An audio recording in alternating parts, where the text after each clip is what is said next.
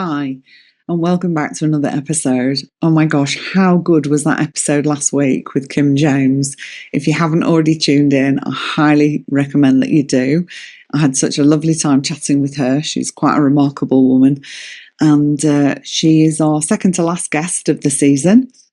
So go check out all the guest episodes. They've been fantastic stories from other people who have been through the burnout experience and come through the other end and learn how to do things differently. So this week's episode, it's just going to be a solo episode and a short one. I'm in the process of dealing with pre-orders. The book, as you can see there, has arrived and pre-orders opened last week. And there's already people have been buying it, which is fantastic. And thank you so much. It means the absolute world to me.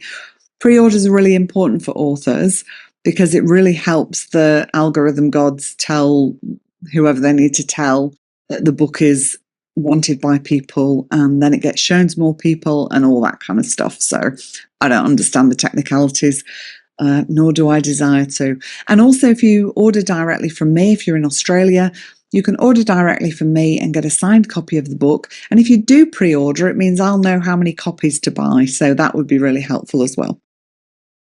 So the book is called From Self-Neglect to Self-Compassion.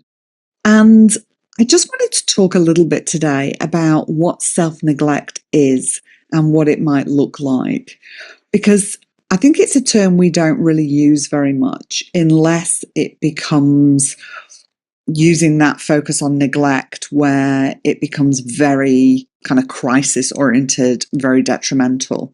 So I just want to clear up that when I use the term self-neglect, I'm talking about a variety of behaviours, and I'm just going to do a little read from the book because I've got a list in there that you can have a look at with some examples. So they may be things like skipping meals because they need your attention. Now that might be family, it might be your boss, it could be your friends, your children, who knows, but that you're skipping meals because other people require something from you. It might be that you're feeling upset about a situation and then minimising the impact that it has on you. And we can have many, many moments of that, even throughout a day, let alone days, weeks, years. It could be minimising the importance of something you plan to do. Again, often what I hear and see is you minimise the importance of it because somebody else wants something from you, and you want to make sure you're serving them and meeting their needs. And in that, your needs get missed. It might be staying in a job you dread. It might be year upon year pushing back your dream of starting your own business or changing your career, traveling, or whatever your dream might be. It might be buying treats and gifts for others, but never treating yourself. So they're just a few from the list in the book. And people who have read the book and other people I've spoken to about that have been quite surprised that even when they think they look after themselves quite well, and in many ways they will, that they could tick a lot of the things on that list.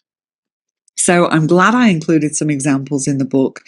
And there's ways that you can start to change, one, the relationship you have with yourself. You've probably heard me talk about that a lot. I think the foundation of all this is the relationship we have with ourselves. Mine was really neglectful and very critical. And through the power of compassion and the practice of doing things differently and learning and embodying about compassion, I learned to change the relationship with myself, and that had a really beautiful flow-on effect for the rest of my life.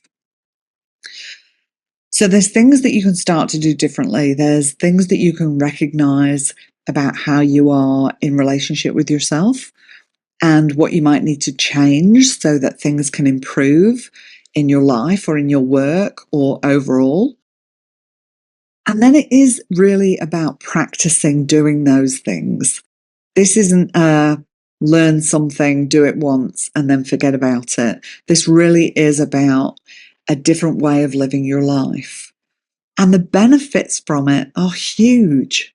Like, I could never imagine the life that I'm living now when I think back on how I used to be with myself. You know, last week I opened pre-orders for the book on the same day. Well, I did a sneaky open of the pre-orders of the book for the people on my book wait list, because I really do like to acknowledge and show gratitude to the people who are in my community. So I did a little sneaky early access for the pre-orders. But officially, on the day that pre-orders opened, I also submitted a TEDx application, which was really exciting. But what I noticed was, with all the excitement and some of the stress of getting all the application, I had to do a little 60-second video for the TEDx application. And when I thought I'd nailed it, it was 62 seconds long. So I had to do it again. But that's life, right? Anyway, I managed to do it. I got it in the 60 seconds and I got the application in.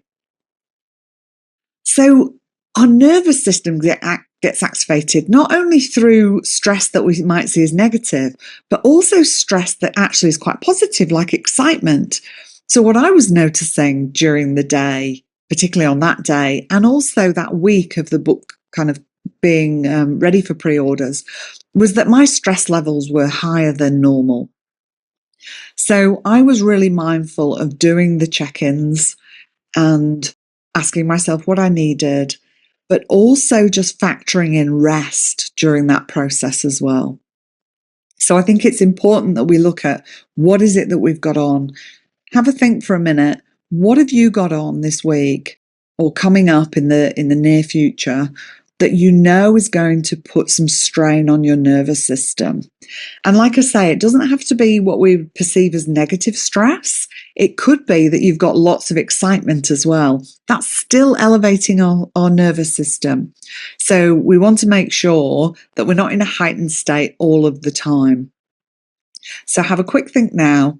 What have you got on now, today, in the next few days, in the coming week, that you might need to factor in some additional self-care around that time?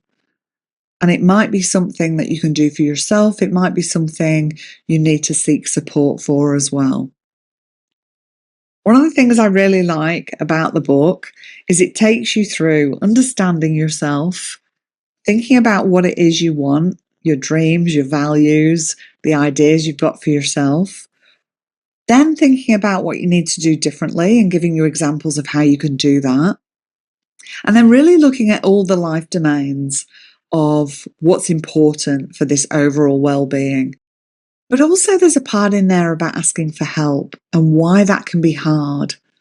Because I think many of us have lots of barriers to asking for help. And sometimes the thing we need most is support from another person.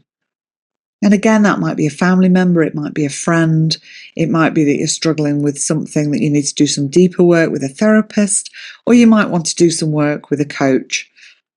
So have a think about what you've got coming up and what you need. Like, really check in and listen to yourself. And then the other part of that is, that's been really, really prominent for me, is really staying true to remembering to celebrate everything along the way. I have been eating lots of my favourite Loco Love chocolate, different stages along the way, and I'll be having different celebrations with different people to celebrate the achievement of the book and all the other things that I've got going on in my life. So have a think as well. What are some things that you have that you can celebrate in your life? And it might just be something really small, and the celebration might be something really small, and that's really okay. It's about starting to get into the practice of celebrating what you're doing. I've got another guest next week. I'm really looking forward to bringing that one to you. It's not recorded yet, so I don't want to jinx it and say I've got another guest in case it doesn't happen. But that is the plan. We've got a guest booked for next week. And in the meantime, as always, go well and go gently with yourselves.